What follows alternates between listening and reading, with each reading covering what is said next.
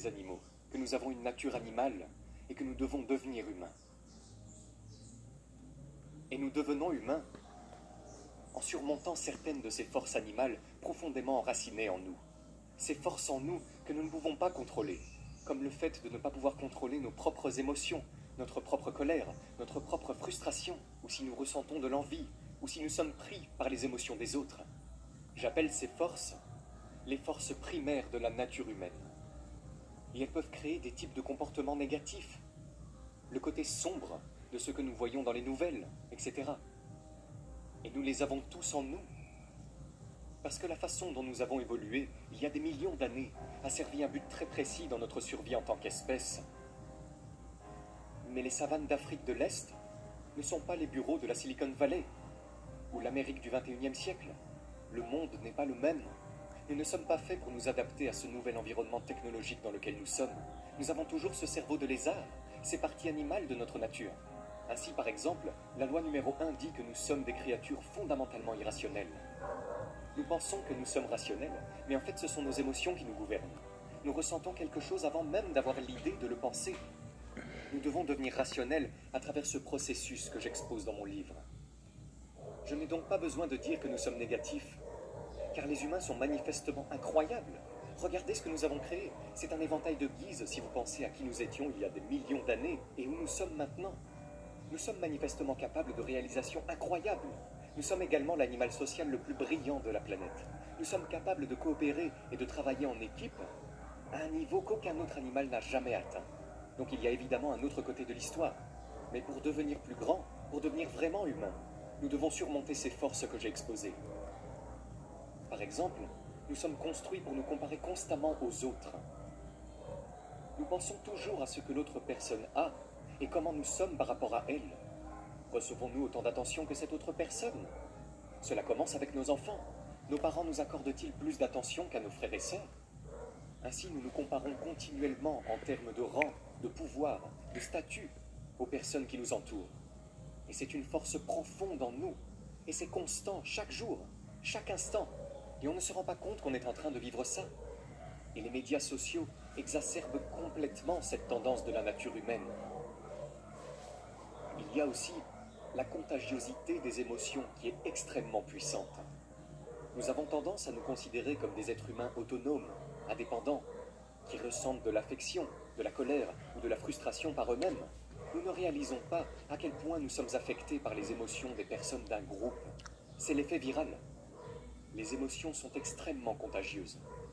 Avant l'invention du langage, les humains devaient être capables de communiquer entre eux en captant simplement l'humeur des autres. Et si une menace pesait sur notre groupe ou notre tribu, la capacité à ressentir la peur et la colère ensemble nous liait et nous aidait à survivre. Mais cela ne sert pas à grand-chose dans le monde d'aujourd'hui, où les émotions virales peuvent être très dangereuses. Et nous en voyons beaucoup sur les médias sociaux. Je suis vraiment inquiet pour les gens aujourd'hui. Mais maintenant, mon inquiétude est que les gens sont tellement immergés dans leurs smartphones, dans leur technologie, qu'ils ne comprennent pas les gens. Ils n'observent pas les gens. Et cela a été documenté dans des études selon lesquelles les niveaux d'égocentrisme et de narcissisme des jeunes, par exemple, n'ont cessé d'augmenter depuis les années 70.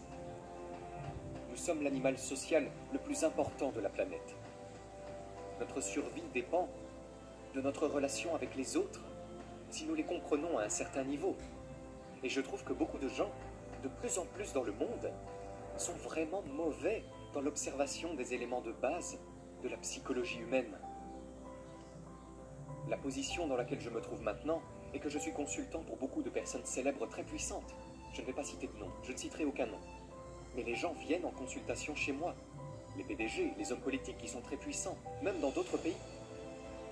Et le problème numéro 1 que je trouve qu'ils ont est une incapacité à comprendre les gens avec qui ils ont affaire. Ils engagent les mauvais partenaires, ils engagent la pire assistance qui va ruiner leur vie. Ce sont des gens qui sont techniquement brillants, ils comprennent leur domaine, ils comprennent le marketing, etc. Mais ils ne comprennent pas l'essentiel sur les gens qui les entourent. Et ils font des embauches terribles, où ils épousent absolument la mauvaise personne pour eux dans leur vie. Leurs émotions, ou vous savez, leurs relations personnelles pour les faire tomber. C'est comme notre talon d'Achille. Et je pense que ça a empiré dans le monde d'aujourd'hui. Donc ma colère était que les gens soient tellement concentrés sur la technologie. Mais nous devons nous concentrer beaucoup plus sur la nature humaine, sur la compréhension des gens. C'est la première compétence dont on a besoin dans la vie. Il y a quelque chose de profondément ancré dans chaque personne, une nature individuelle particulière que nous avons tous. Et cela nous pousse à adopter des comportements compulsifs. J'ai moi-même ce problème. Je remarque qu'à chaque fois que j'écris un livre, je me dis, je vais faire un livre court, je ne vais pas ruiner ma santé, je ne vais pas faire autant de recherches. Et puis, à chaque fois, je recommence le même processus. Je n'arrive pas à briser ce schéma, n'est-ce pas? Et tout le monde là. D'où vient ce schéma? Une partie de notre ADN, de notre génétique, des choses que nous ne pouvons pas contrôler, que nous avons héritées de nos parents. Une partie vient de notre attachement précoce. Et d'autres viennent de notre vieillissement et de notre interaction avec des enseignants, des mentors et diverses personnes qui créent une certaine façon de nous voir. Si les gens continuent à nous dire que nous ne sommes pas vraiment dignes, que nous ne sommes pas de bons élèves, nous l'intériorisons et nous finissons par devenir comme ça.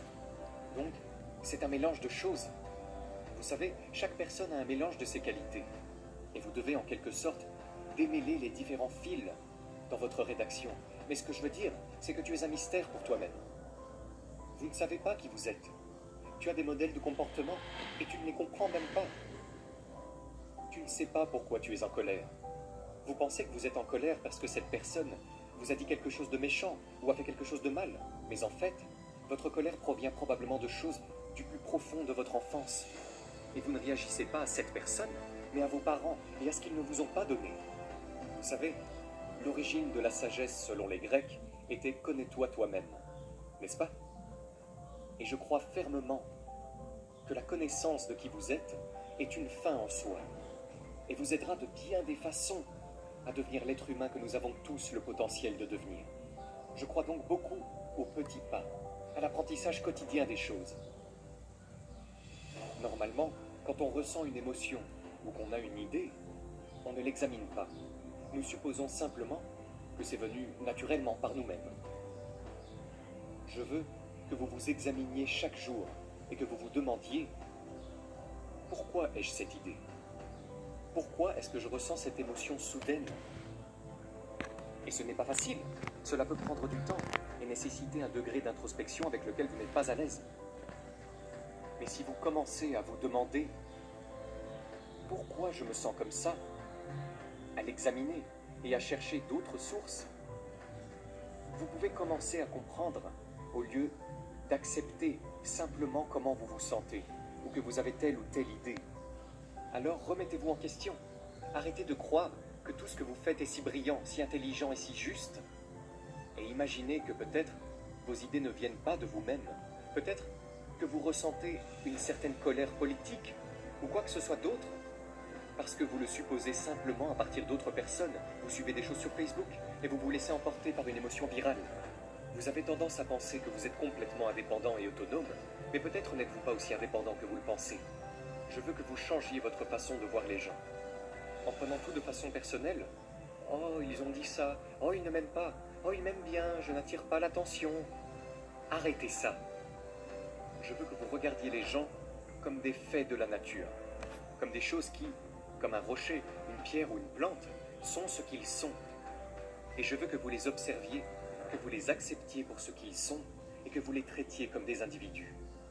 Vous serez libéré de tout ce bagage émotionnel que vous portez lorsque vous prenez tout si personnellement. Je pense que le fait de modifier votre perspective sur la façon dont vous regardez les gens aura une influence radicale sur tous les aspects de votre vie.